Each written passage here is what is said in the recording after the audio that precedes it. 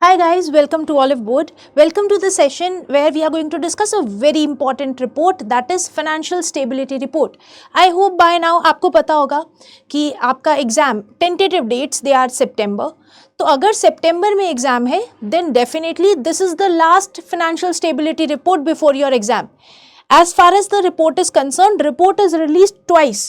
So once it's released in the month of December, that is December 2023 last report release हुई थी, और अब ये जो रिपोर्ट है which has come out in the month of June 2024, this will be very important for your upcoming September month RBI exam. Not only RBI, the data which is there in the report will be helpful in your all banking exams, and it will be relevant for your all NABARD or other regulated body exam as well. So before moving ahead I just want to tell you one thing, अगर session पसंद आए तो like ज़रूर कर देना और channel को subscribe कर देना. And which edition of FSR report are we talking about? We are talking about issue number 29. The report is issued twice in a year, once in the month of June, other in the month of December. Let's start with the report itself. Whenever I talk about Financial Stability Report, RBI released the 29th issue of the report, which reflect the assessment which is done by subcommittee of FSDC. We'll talk about this FSDC committee as well. But then there is an assessment that is done by this Financial Stability Committee. The subcommittee of this has done an assessment based upon which the FSR report has been prepared by RBI. The report is prepared twice in each year, and RBI conducts a systemic survey as well. आज maybe we'll not be able to complete the whole report, but जहाँ तक भी complete होगा we'll be having the reports in parts, maybe 2 to 3 parts. After that, I'll definitely have an MCQ session dedicatedly on this report. Whenever I talk about RBI and its assessment, the risk assessment that it is doing, RBI does this systemic risk assessment based upon 5 different types of risk. What are these 5 different types of risk? The first one is the global risk, then it's the financial risk, macroeconomic risk, institutional risk, and the general risk that is there. Don't worry, जब हम systemic risks survey पढ़ेंगे, we will talk about all of these risks and their sub parameters as well. But then, as far as this FSR report is concerned, FSR report has 3 chapters. Maybe we will not be able to complete all the chapters in one go. But apart from these 3 chapters, we also have a systemic risk survey, which is also very, very, very important. Don't worry, in the next 2 to 3 sessions, the last one will be our MCQ session. We'll try to come to ramp up this report, which is very, very, very important. इस report से you can also expect a descriptive answer. The question can come either in your ESI portion or in your finance portion as well. But I कहीं पर भी the main like our focus should always be that we have to attempt an answer which like हमें इतना पता होना चाहिए कि हम 10 marks या 15 marks में we are able to write it. So that's what we are focusing upon. If I ask you what are the 3 chapters apart from this survey, it's the macro financial risk, then we have financial institutions, soundness and their resilience. Lastly, in the chapter 3, we will be talking about regulatory initiatives in the financial sector. What all initiatives have been taken by various regulatory entities. Like in the last chapter, you will be talking about IRDAI, the initiatives taken by them. We'll also be talking about SEBI. So इससे एक फ़ायदा होगा, अगर मान लो पिछले 6-8 महीने में in the last 6 months, if you have not read any like circular of SEBI or maybe any initiative of IRDAI or other regulated entities, other financial sector institutions, तो आपको एक वहाँ यहाँ से भी एक इंसाइट मिल जाएगी that what RBI is focusing upon और आपको किस सर्कुलर पे फोकस करना है. So this kind of a report will definitely help you in understanding where the main focus of RBI is. And obviously RBI का ही exam है, तो RBI के एग्जाम में भी फोकस शायद से उन सर्कुलर्स पे ज़्यादा रहेगा. That's what I want to emphasize. Moving ahead, as I have told you, the report is basically a outcome of the assessment that was done by subcommittee on FSDC, which is Financial Stability and Development Council.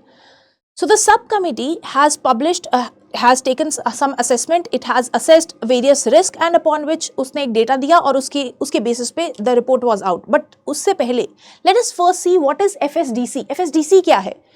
So FSDC was formed in 2010. Basically government के एक executive order से this committee was formed.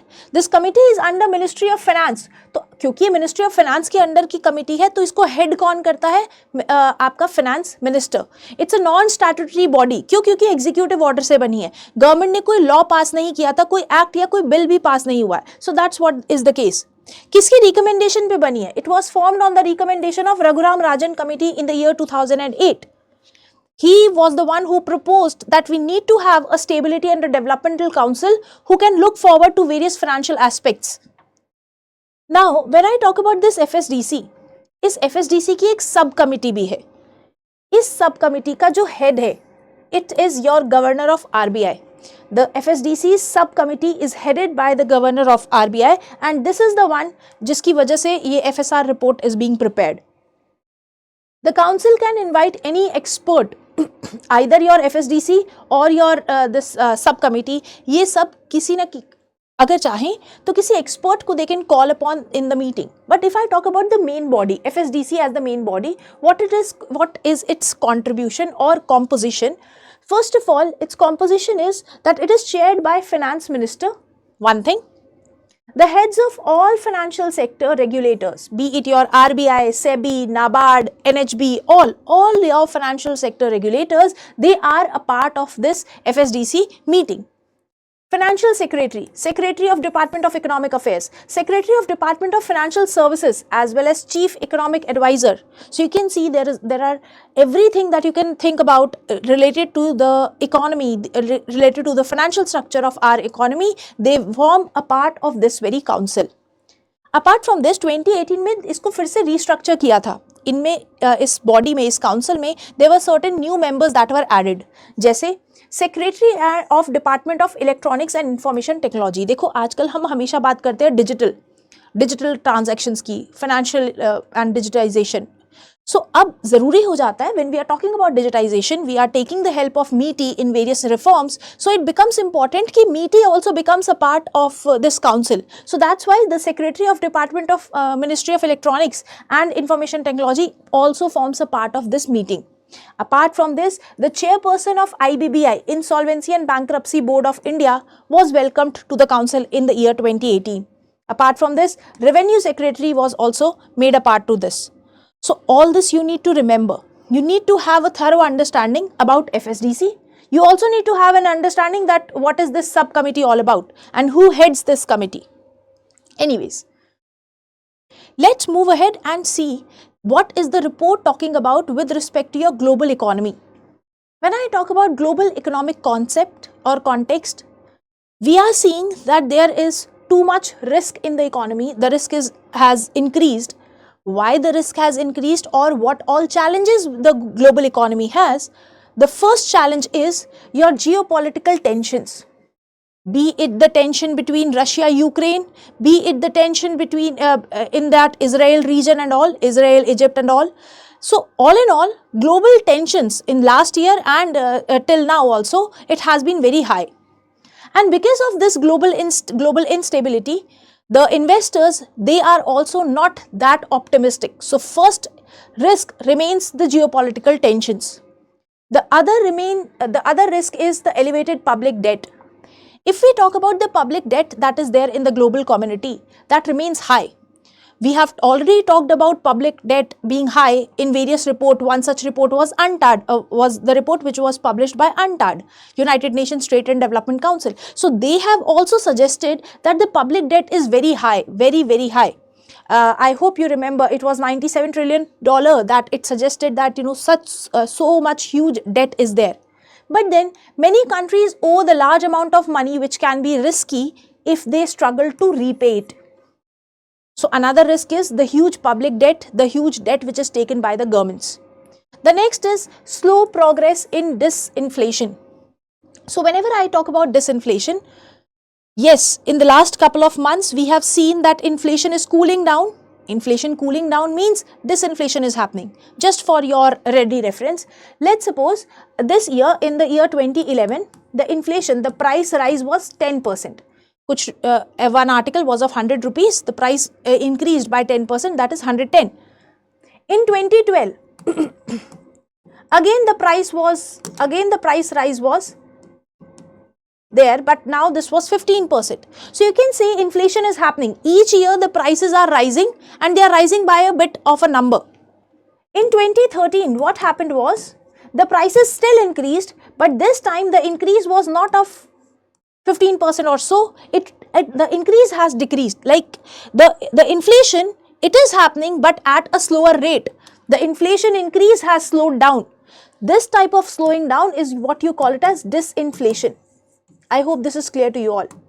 It can also happen that in the year 2014, because of some crisis like situation or something like that, some hypothetical situation I am taking, where the inflation went on to in the negative terms, like the price level has gone down, that even the initial prices will be like wiped out. So now what will happen is, because of this negative inflation, this is known as deflation. So all in all, disinflation is happening. Yes, inflation is cooling down, but then the inflation remains sticky. Why sticky? Because though everything has been done, but still inflation, we are not able to tame it. And that's why the central banks are facing problem as to what type of policy it should be going for. Should it be taking a hawkish stance, a dovish stance? So that's where the problem arises. But nevertheless, even after all these problems, even after all these risks, even after geopolitical fragmentation and all, resilience is what is the global economy showing. Despite these challenges, global financial system remains strong and stable. So that's what is also shown in the increase, or globally if we are seeing the GDP is rising, just because we are seeing a strengthened global economy that's there. Moving ahead. When I talk about IMF's medium-term outlook, in IMF's global financial report, global financial stability report, it has suggested that there will be weak productivity, there will be a retreat in the globalization, global growth is expected, but then global growth will see a decline, because the real GDP will go on decreasing. Risk from geo-economic fragmentation and elevated debt calls for closer global coordination of policy actions in order to secure and pressure and also preserve your macroeconomic and financial stability. So that's what your IMF has suggested.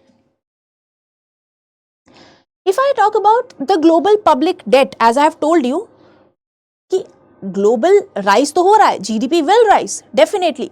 हालांकि the rise in real GDP is low. जो growth level है वो काफी कम है. But then if I talk about the public debt, global public debt, on an average it is 93.2%, important data to be remembered. If we talk about why this global debt is there, क्यों बढ़ रहा है, why so much global debt, 93% of GDP is what is the global debt. Don't you think so? It's very high.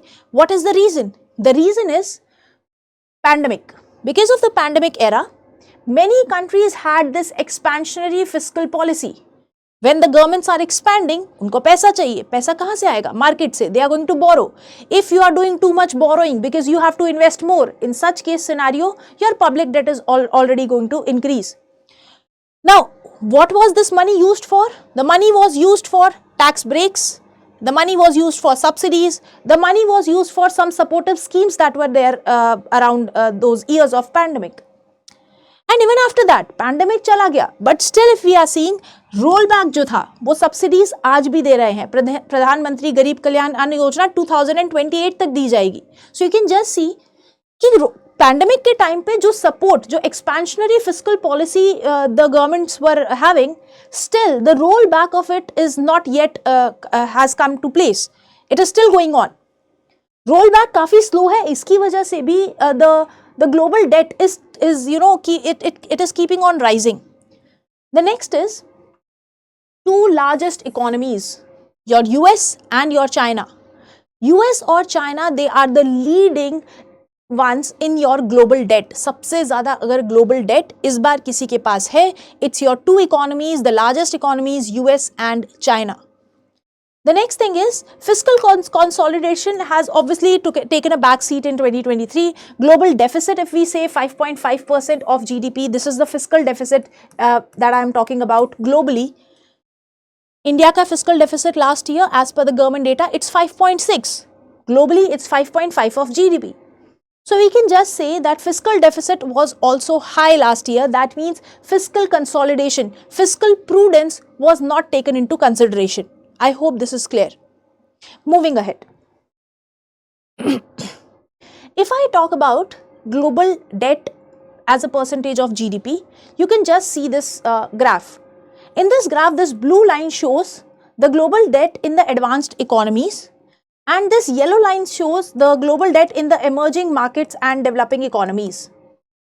If I talk about advanced economy and I take out US from that, मतलब advanced economy ने जितना debt लिया है उसमें से US के data को निकाल दो, because US ने सबसे ज़्यादा debt लिया है as per the report. तो advanced economy का debt will go down significantly, and this going down of this global debt, when US related debt is taken out, that means US का debt बहुत ज़्यादा है. Same is the case जब हम emerging market and developing economies में से China का debt वापस करें. So that much you can see over here. That simply means that these two economies, which are the largest, they are taking huge amount of public debt to finance their resources. The other thing is, if I talk about the primary deficit, I hope you know what is a primary deficit. See, primary deficit is the deficit which is like taken, just जो सरकार ने whatever government money is raising, government ने जो debt लिया है for this very year, the year that we are standing in, उस year में जो debt लिया है उसको कहते हैं primary deficit. The primary deficit vis-a-vis the percentage of GDP, if we see, it is low for advanced economies, but it is very high for emerging market and developed economies. You can just have a look over here.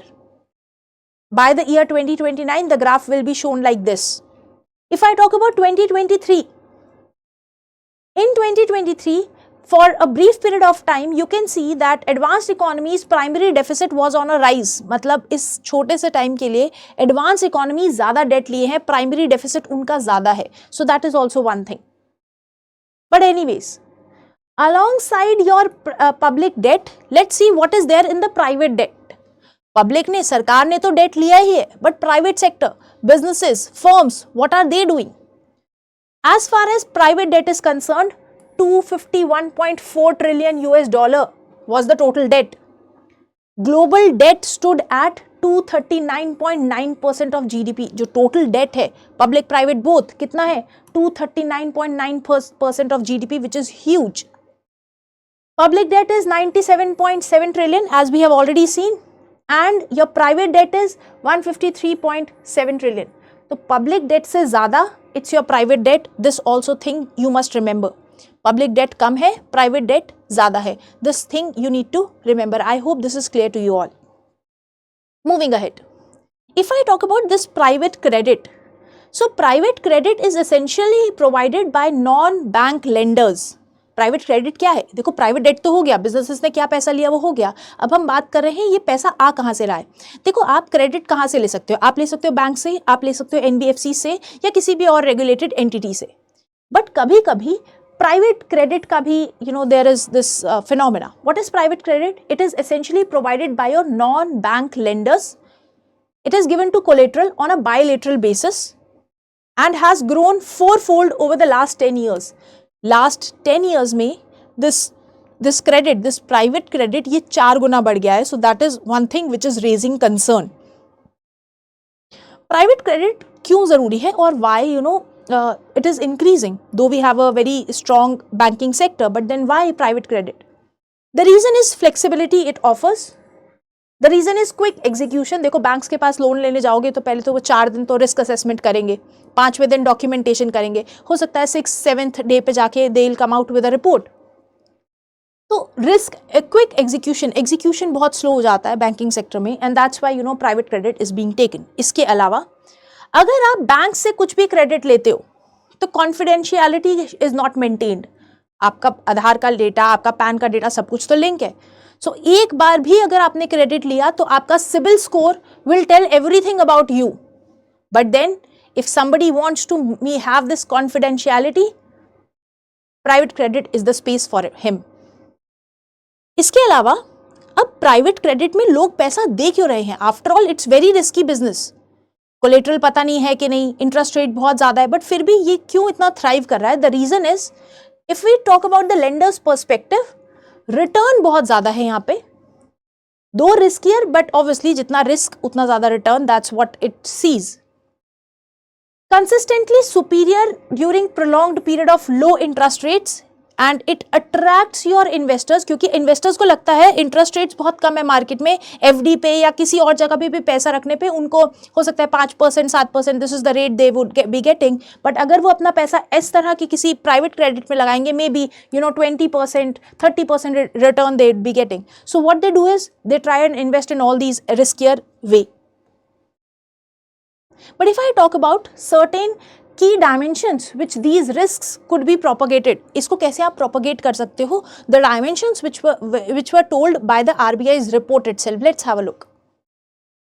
Riskier borrowers than counterparts in traditional lending spaces who could generate outsized losses. तो हमें banking system traditional lending spaces के अंदर ही इस तरह के systems को develop करना होगा. One thing, investors, particularly insurance companies and pension funds, can because उनके पास large capital है, वो ज़्यादा losses को absorb कर सकते हैं, they can be used.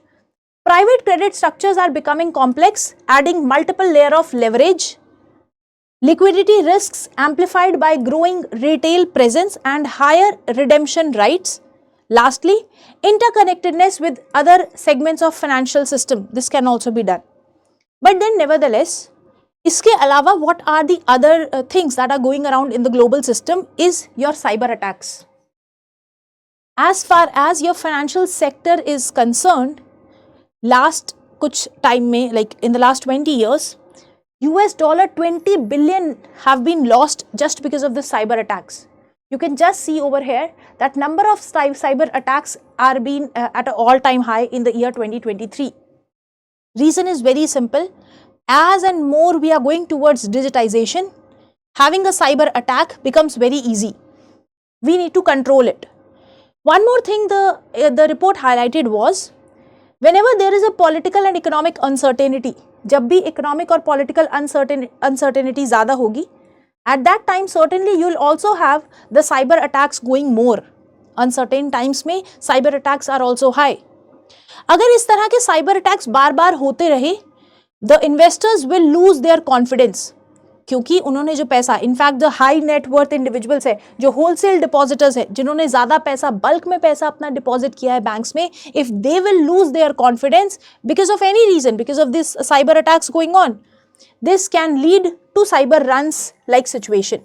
Cyber runs means ये जो होलसेल डिपॉजिटर्स है ये अपना पैसा वापस ले लेंगे, and if they will take out their money from the financial system, one thing is very tricky, that is liquidity situation.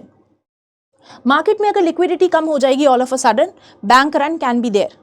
सो हमें साइबर रन को अगर प्रोटेक्ट करना है, then we need to have a stringent cyber attack monitoring system.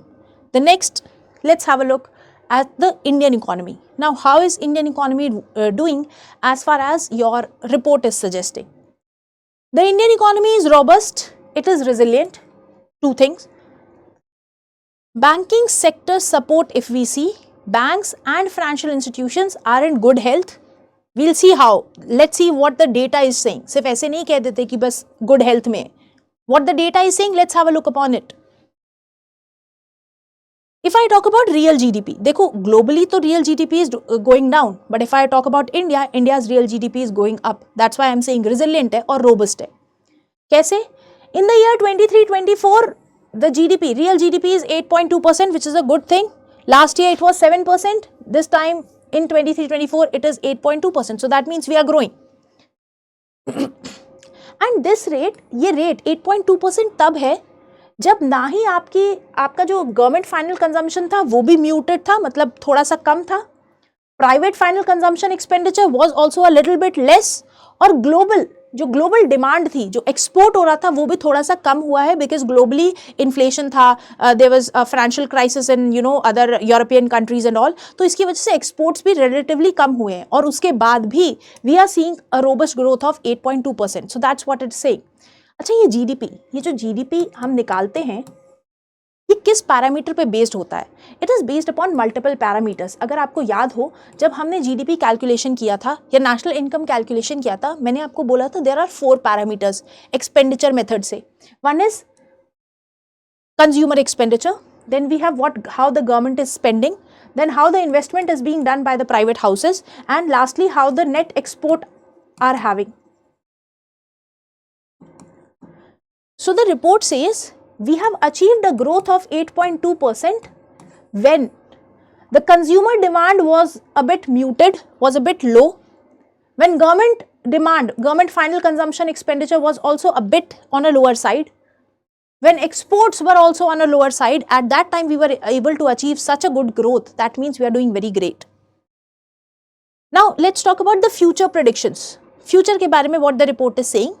Report says IMD, Indian Meteorological Department, has already said कि southwest monsoon, the rainfall will be good.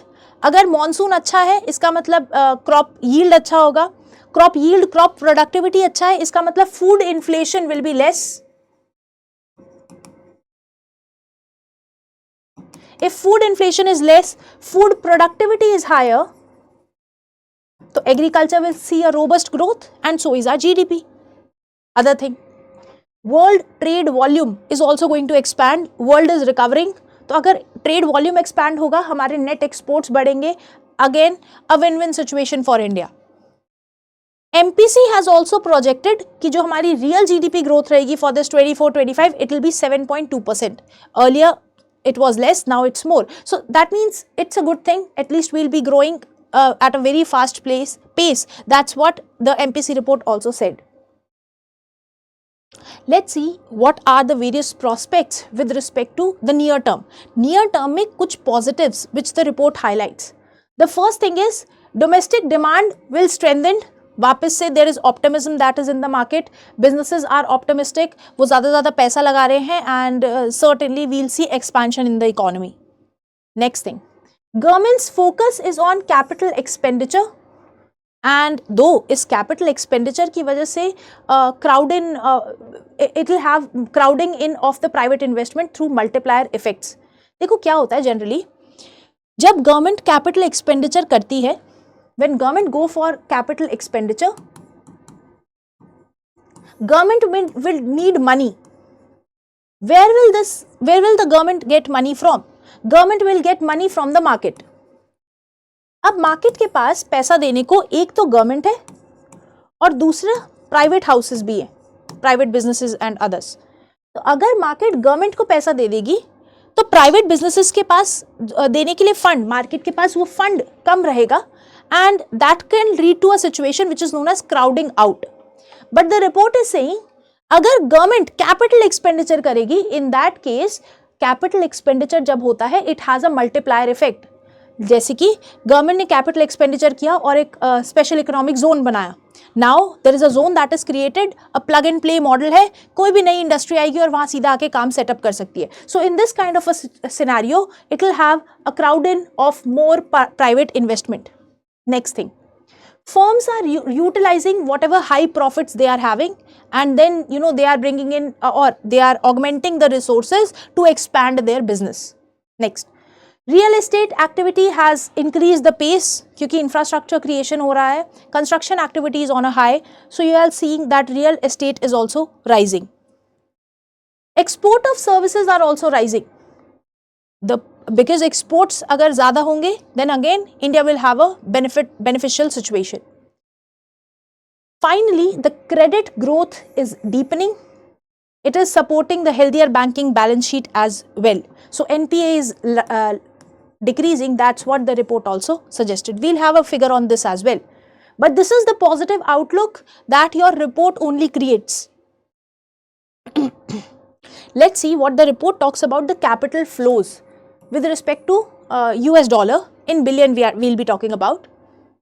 So if we talk about financial year 2023-24, the FDI, net FDI that came was 9.8,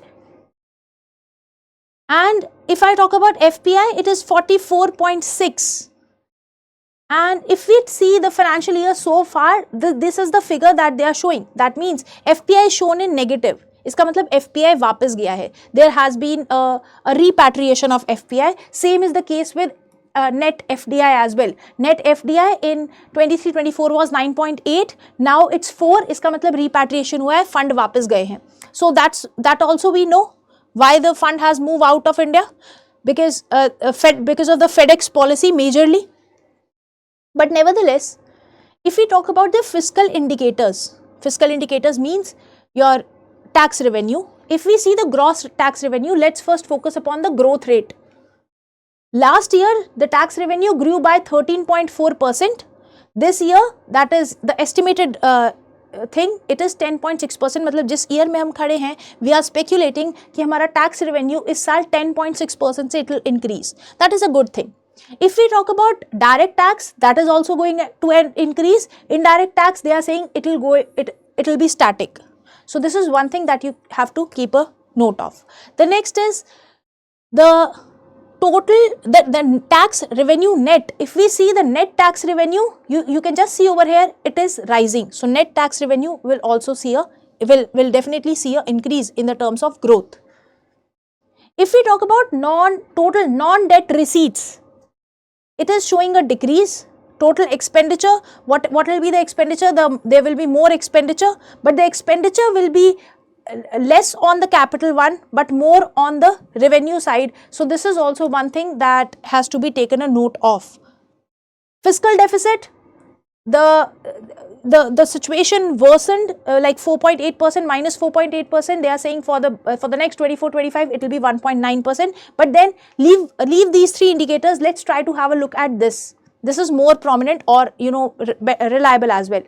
If I talk about key deficit indicators, this you need to remember. The revenue deficit was 2.6%. The next year we are speculating it at 2%. What is revenue deficit? Total revenue minus revenue receipt, whatever receipt are because of the revenue side, minus revenue expenditure.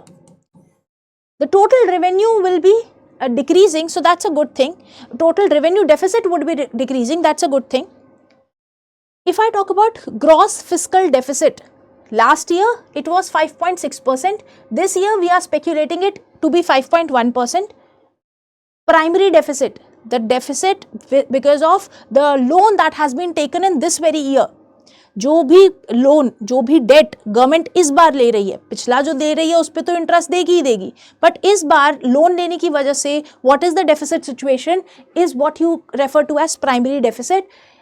Last year it was 2%, this year it will be 1.5%. इसका मतलब government कम पैसा उधार लेने के बारे में सोच रही है. That is also one thing.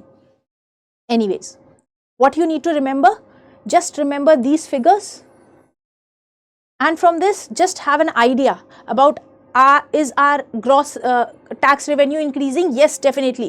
Direct tax, definitely it will be increasing, but yes, growth rate will change. कुछ growth rate ज़्यादा है, like if we see the net tax revenue, यहाँ पे growth rate थोड़ा ज़्यादा है, that's it. But you need not remember the numbers.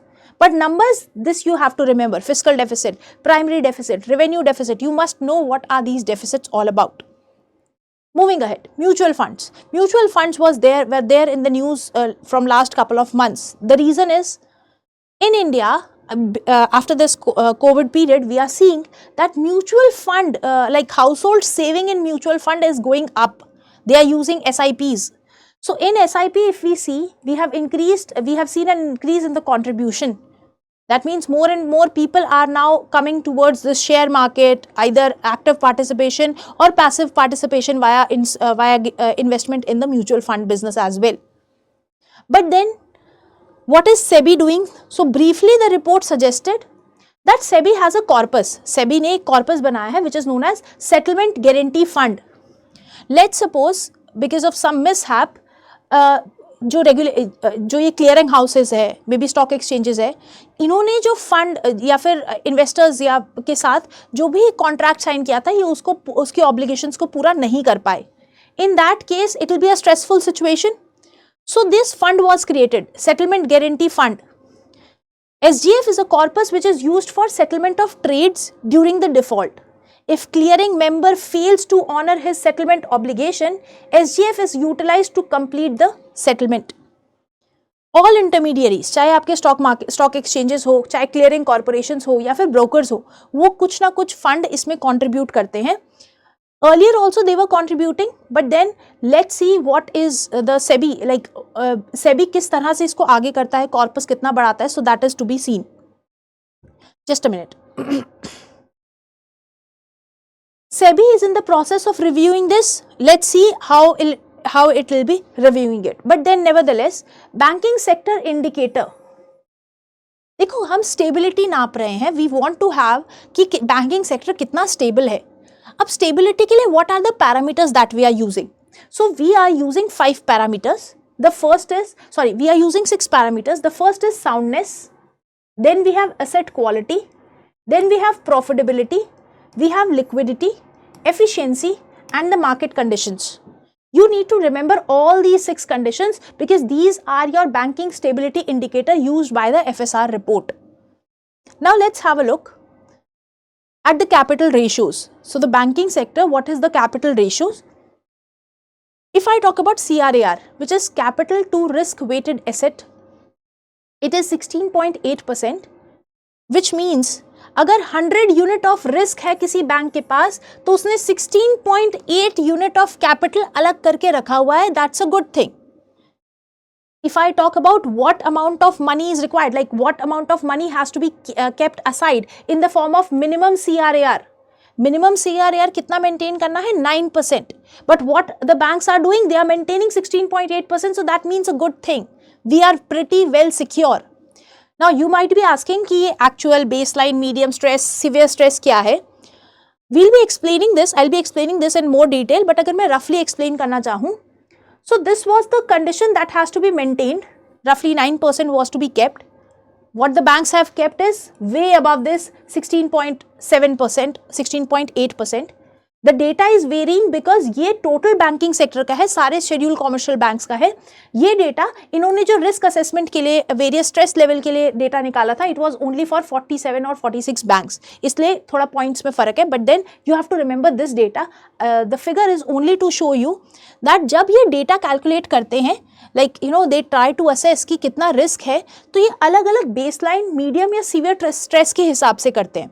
जैसे कि RBI has considered certain stress levels.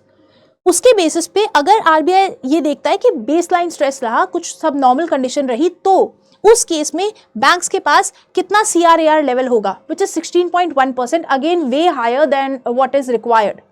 अगर medium stress situation रही, in that case also the CRAR will be 14.4% for this year, the financial year 2025. That means a good thing. In severe stress, it will be 13%, still way above of what the required amount is. So that means our financial system is secure. पर data कौन सा याद करना है? याद रखना ये वाला. CRAR is what? 16.8%. Moving ahead. CRAR में, if you remember, if you have seen my class of Basel norms, अगर नहीं देखी है, then you can ask me in the comment section. I'll attach a link to it. अगर आपने basal norms वाली video देखी है, then good, you will be able to understand. Basel norms वाली वीडियो में I have talked about 2 types of tier 1, tier 2 capital, and in tier 1 capital we have also seen common equity tier 1 capital. Common equity tier 1 capital. Now as per the Basel norms and as per the RBI as well, CET has to be maintained. कितना? So अब accordingly 5.5% of CET has to be maintained. Now, how much are we maintaining? The banks were able to maintain 13.9%. As far as the stress test which is done by your RBI is concerned, RBI ने 47 banks को assess किया, thinking कि अगर अलग अलग stress situation में इन banks को रखा जाए तो ये CET कितना maintain कर पाएंगे. So for financial year 25, they say अगर baseline रहा, मतलब normal situation रही, तो CET 13.4 तक they will be able to maintain, which is a good thing. 12% in medium stress, and in severe stress situation 10.8%, which makes sense that we are financially secure. Data कौन सा याद करना है? ये वाला CRAR 16.8% and CET 13.9%. Don't worry, जो risk assessment survey है जब हम वो पढ़ेंगे तो हम ये medium term stress and severe stress will try to look upon this as well. Moving ahead, if I talk about asset quality, अगर मैं एसेट क्वालिटी की बात करूं then we have gross NPA ratio. अगर हमने एसेट क्वालिटी देखनी है तो हमें क्या देखना होगा? हमें एनपीए देखना है, non performing asset. So when I talk about gross NPS, it measures that banks ने कितना लोन दिया है एंड अगर वापस नहीं आया तो कितने स्ट्रेस में आ जाएगा. In that case gross NPA is 2.8%. That means 2.8% of the total loans are in trouble. This is what the graph also shows. Next is net NPA. देखो क्या होता है, जब आप कोई लोन देते हो तो उस लोन के अगेंस्ट कभी कभी you also keep a collateral. तो आपने उस कोलेटरल को भी तो यहाँ पे means you have to subtract it. So then comes your net NPA. So net NPA says it is 0.6% of the total loans. That's a good thing. At least it's a favorable situation to be in. Again, if we talk about capital ratio, if we talk about asset quality, the scenario seems very sound and resilient as well. It also says that if I talk about SMA, Special Mention Account 2, let's have a look. SMA होता क्या है? So I hope you all know, loans, advances which are given by any banks or any financial institution, it is the asset of the bank. Bank जो loan लेता है वो bank के लिए asset है. I hope you know that. अब asset को दो तरीके से क्वालिफाई किया जाता है. एसेट या तो स्टैंडर्ड एसेट हो सकता है. स्टैंडर्ड मतलब जो नॉर्मल एसेट है, आपने बैंक से लोन लिया, बैंक ने आपको लोन दिया, you were paying banks regularly, हर महीने आप इंटरेस्ट पे कर रहे थे, so it's a regular asset. ना ही प्रिंसिपल देने में कोई डिले हुआ है, ना ही इंटरेस्ट अमाउंट देने में कोई डिले हुआ है, सो it's a regular asset. The second can be stressed asset. Stress asset क्या होता है? अगर 1 to 90 डेज में, अगर 1 से लेकर 90 डेज आपने पे नहीं किया, ना ही प्रिंसिपल पे किया, ना ही इंटरेस्ट पे किया, तो वो एसेट बैंक्स के लिए स्ट्रेस्ड एसेट बन जाता है. और इस स्ट्रेस्ड एसेट में भी there are 3 divisions: SMA 0, special mention account 0, special mention account 1 and special mention account 2. That means stressed asset which are stressed for 1 to 30 days, it's under 0, 31 to 60 days SMA 1 and 61 to 90 days SMA 2. अब मान लो 90 days भी हो गए, still neither the principal nor the interest is being paid. In this kind of a situation the account, the asset will be entered into non performing asset, because अब ना ही principal वापस आ रहा है, ना ही इंटरेस्ट वापस आ रहा है, so the amount will be classified as NPA, non performing asset. Under non-performing asset as well, you have 3 categories: substandard, doubtful and loss asset. Substandard asset are the asset जिनको 12 months से कम हुआ है. Doubtful asset more than 12 months. Lost asset जब banks मान ली हैं कि ये non recoverable है, उनको अपनी बैलेंस शीट से हटाना चाहते हैं, at that time loss asset. I hope it's clear.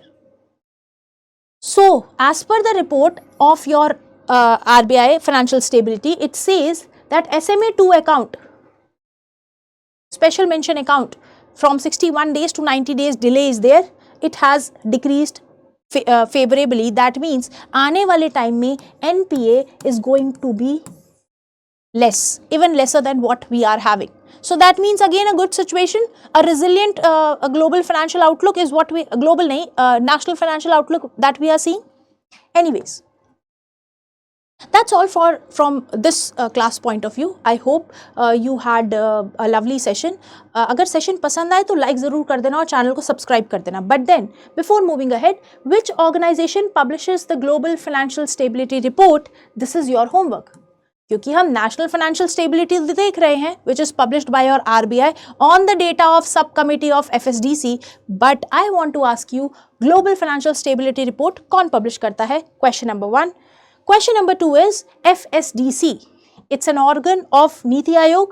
It is headed by Union Finance Minister. Third statement is it monitors macroprudential supervision of the economy. You have to choose the correct statement. Do comment down in the comment section below. Session पसंद आए तो like ज़रूर कर देना और channel को subscribe कर देना. Thank you. Very soon, maybe day after tomorrow, we'll be having the second part of this very report. Thank you. Up till then, keep revising.